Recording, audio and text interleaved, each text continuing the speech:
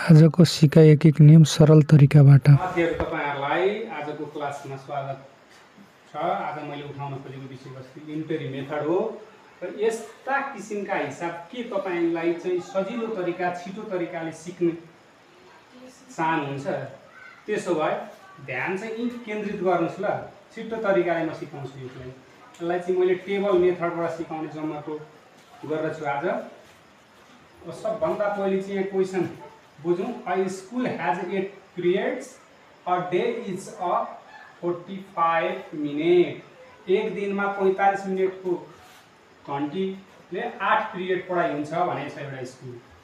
अब त्यसपछि यहाँ के क्वेशन छ, if the schools decided to have भनेको छ, स्कुलले डिसिजन गर्यो 9 पिरियड एक दिनमा गर्दाखेरि स्कुल टाइम अब सेम वही तरिकाले चाहिँ कति मिनेटको पिरियड बन्न सक्छ भन्न भनेको छ। त्यस्तो क्वेशन चाहिँ म टेबलबाट चाहिँ छिटो भन्दा छिटो सिकाउने जमर्को गर्छु साथीहरु।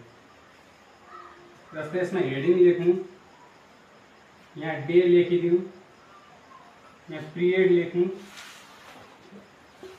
लेख्नु साथीहरु, यहाँ मिनेट लेखिदिउँ सर्टकटमा है ल। ड्युरेसन मिनेट भन्दा पनि हुन्छ।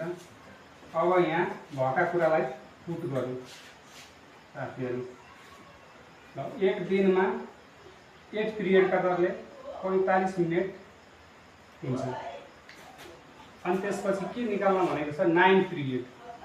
1 डे को लागि 9 पिरियडमा कति त हामीले मानौं सपोज x लेट गरौँ, यहाँ लेट गरौँ साथीहरु, सपोज x। अब यसलाई चाहिँ कसरी बनाउने भन्दाखेरि यसको कम्पेरिजन गर्ने। एक दिनमा 8 वटा पिरियड 45 मिनेटको दरले गर्न सकिन्छ भने नो। पिरियड बनाउन त के गर्नुपर्छ, टाइम के भयो त डिक्रिज भयो।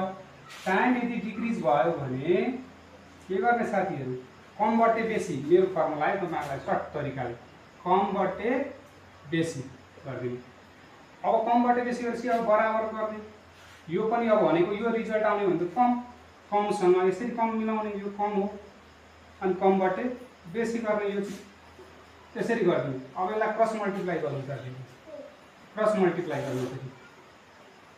अब 9 इन्टु x बराबर 8 इन्टु 45।